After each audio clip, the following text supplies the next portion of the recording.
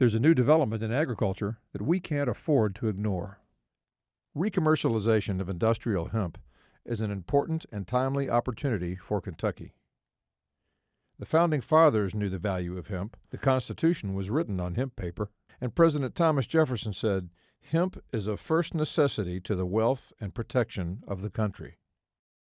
In the 1800s, Kentucky regularly accounted for 1/2 of the industrial hemp production in the United States and was considered a world leader in this important crop. With the rise of organic chemistry during the Industrial Revolution, industrialists like Henry Ford, Thomas Edison, George Washington Carver, and Harvey Firestone promoted the renewable and sustainable aspects of agri-fiber and agri-fuel. Ford built a car that was powered by agri-fuel, derived in part from industrial hemp, and whose fenders were made of plastic from agri-fiber, including industrial hemp. Then in 1937, after a series of legal manipulations aimed at marijuana, industrial hemp was erroneously made illegal due to its association with marijuana. This put a halt to the evolution of this powerful Kentucky-based plant. Even though hemp is not marijuana, hemp is a subspecies of cannabis, hemp is genetically distinct from marijuana, and hemp has none of the psychoactive properties of marijuana. During World War II, however, the U.S. Department of Agriculture immediately recognized the value of Kentucky hemp for the war effort. Hemp for fiber is ready to harvest when the pollen is shedding and the leaves are falling. In Kentucky, hemp harvest comes in August.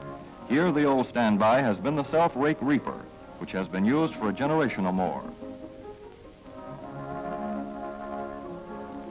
Hemp grows so luxuriantly in Kentucky that harvesting is sometimes difficult, which may account for the popularity of the self-rake with its lateral stroke. After the war, hemp was returned to an illegal status, even though it is genetically distinct and does not have the psychoactive qualities of marijuana. Around the world, though, it was a different story.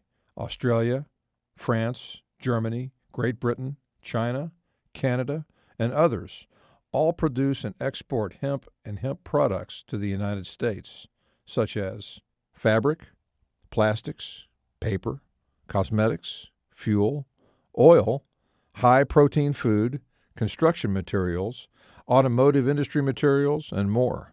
The market for these products is over $450 million annually, and none of this goes to U.S. farmers.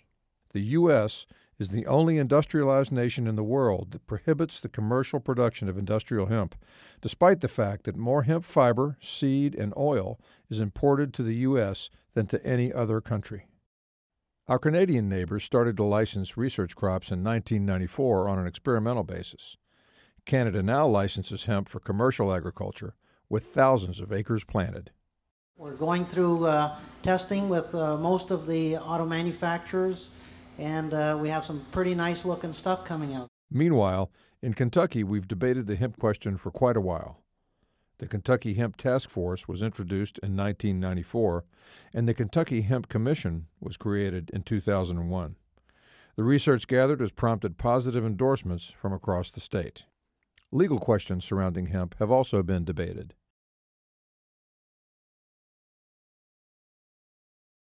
Former Governor Louis Nunn, well known for his anti-drug stances, defended industrial hemp in court.